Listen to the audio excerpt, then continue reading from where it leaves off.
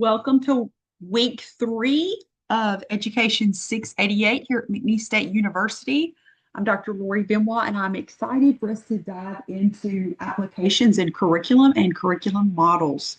So note that this comes from Chapter 7 of the RIM et al. Work, Education of the Gifted and Talented, and Chapter 5 of the Weinbrenner-Brule work, Teaching Gifted Kids in Today's Classroom. So make sure you do those readings. Please do not rely just on this lecture to understand everything. I'm truly just giving you the highlights here. There's so much more in the books, and they're so rich.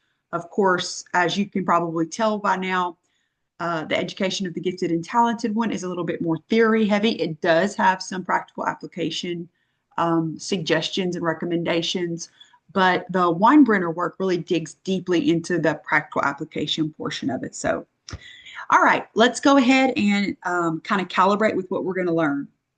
In our first 2 weeks, we focused on understanding giftedness and designing differentiated instruction based on data. Now we'll take those foundations and move into how curriculum design happens through structured models that intentionally extend and enrich learning for gifted students.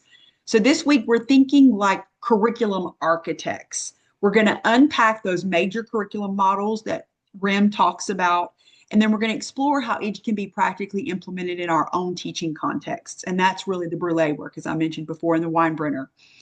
We'll also look at how these models connect to student data and pre-assessment results from your earlier project.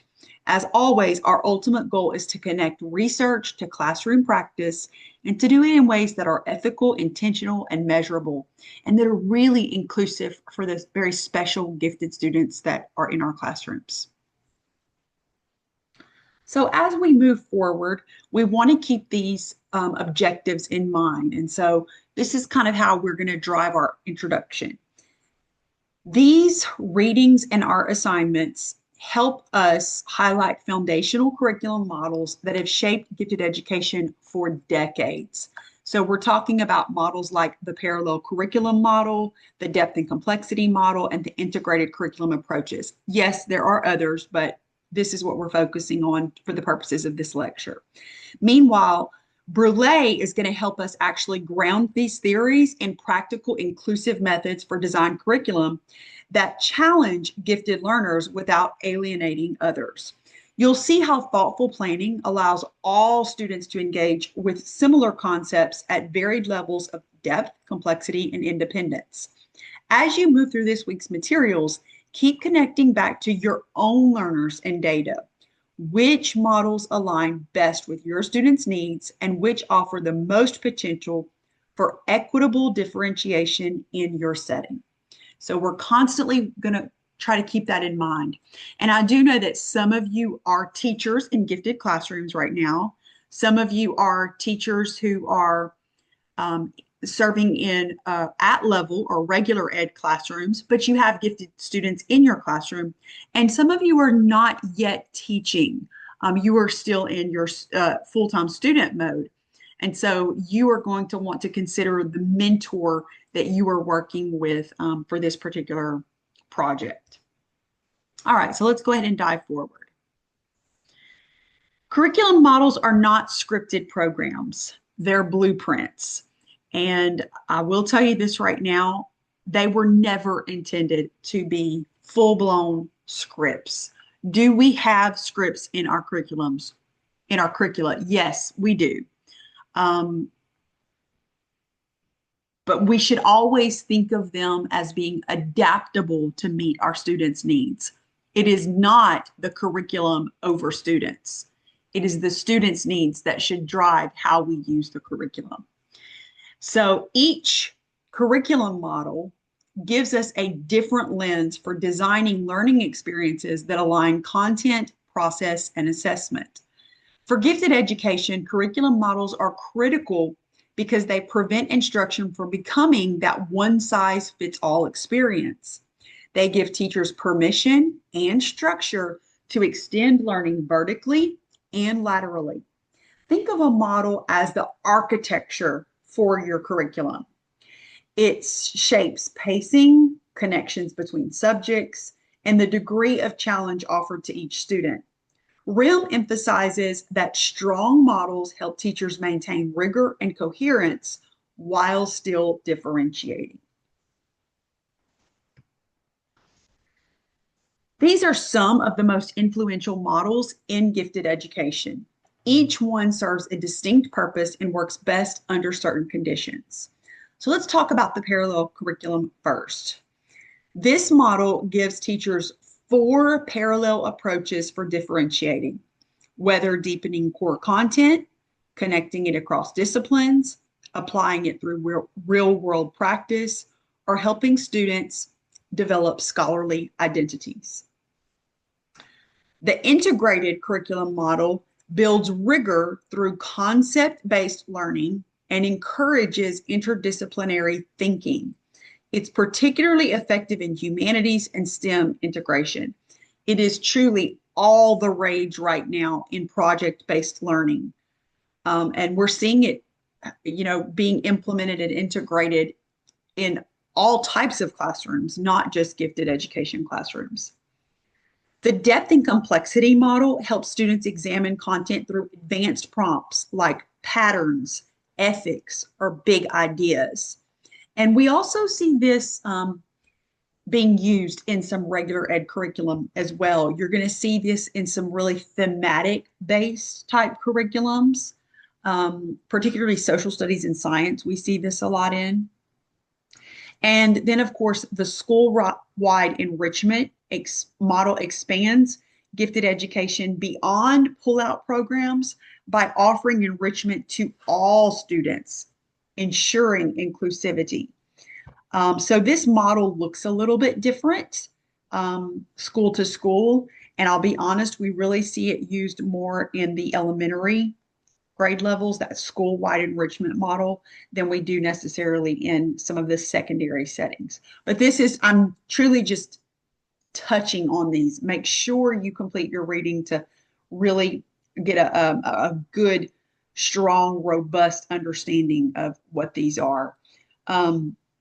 That final one, the project-based learning, again, you're going to find that one is pretty similar to the integrated curriculum model with a few deviations, but definitely check those out in your reading this week. So now we want to shift over to the Brule and Weinbrenner practical approach to considering curriculum design. So they emphasize a practical truth that teachers don't need multiple curriculums. They need one adaptable curriculum. By identifying essential understandings first, teachers can build layers of complexity around them. Tiered activities then allow gifted learners to extend their thinking without isolating them from peers. This approach aligns directly with differentiated instruction principles, and it makes implementation feasible within real classrooms.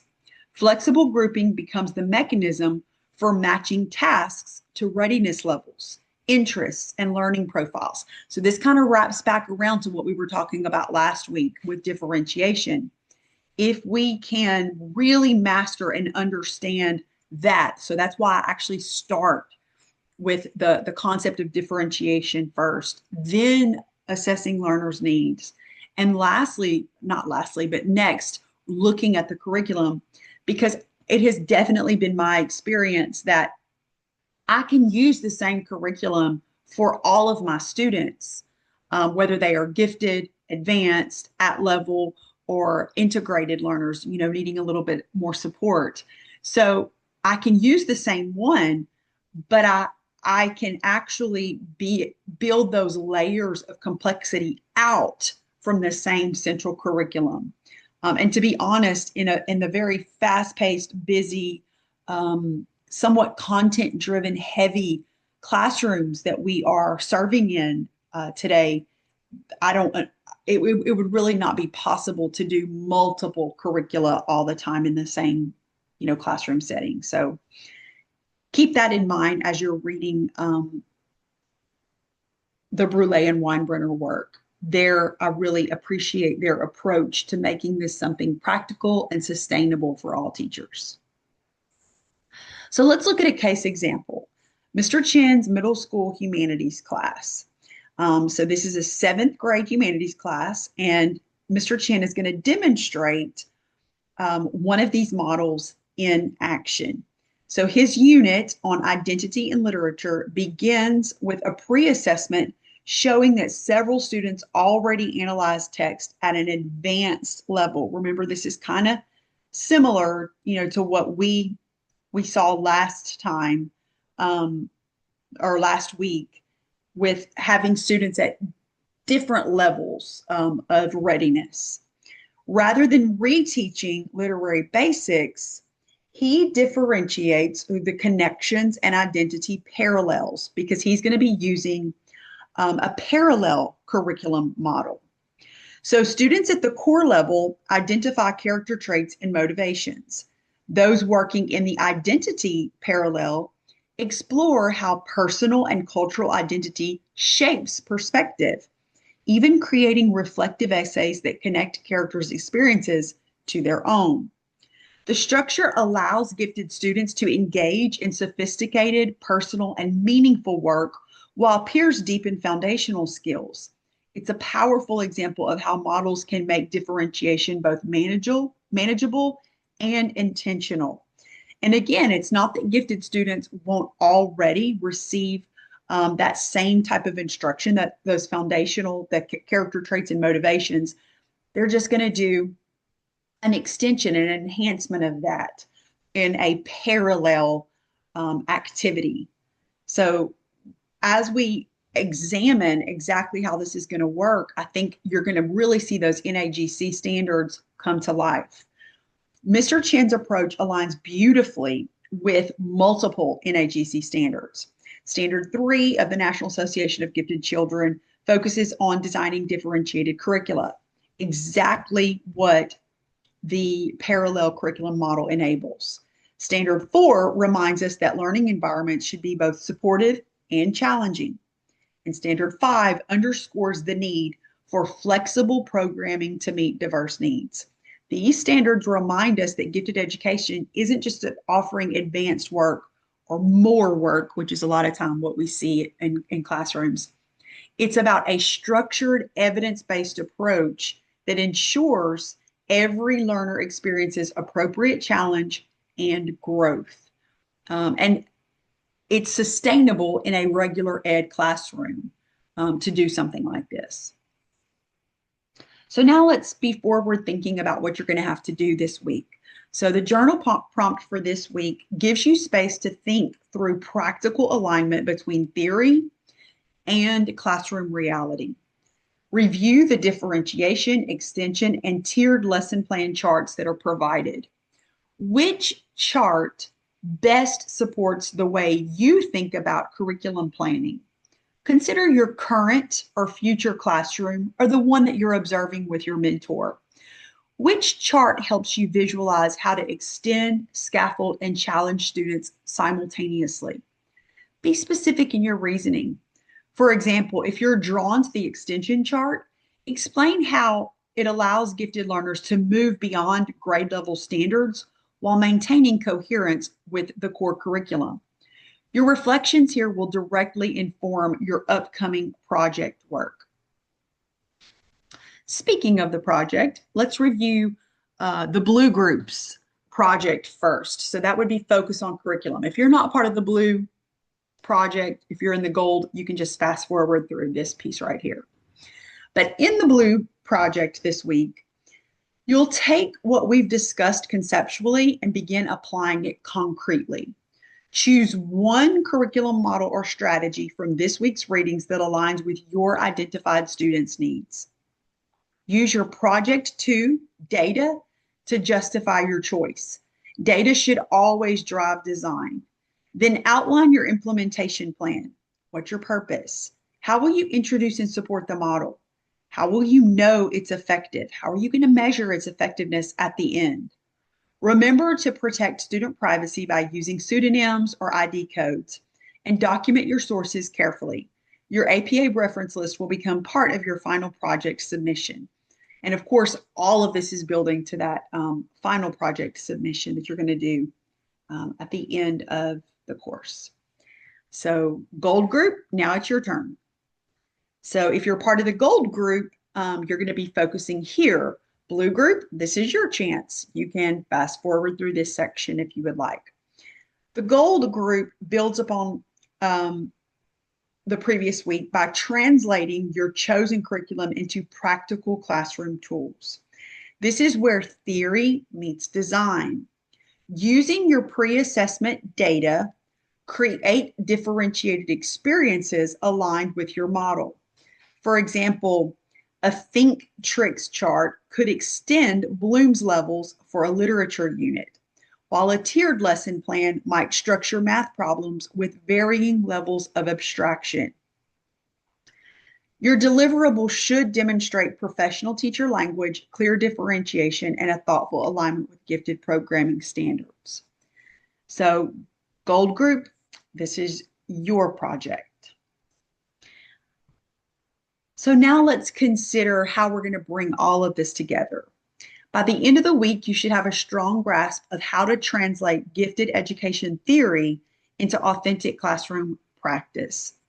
Curriculum models give us structure, but it's how we adapt and apply them that defines our effectiveness as teachers.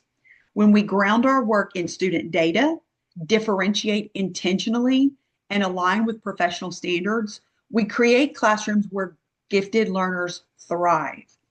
Projects Blue and Gold are opportunities to bring all these pieces together, from pre-assessment to curriculum planning to differentiated execution.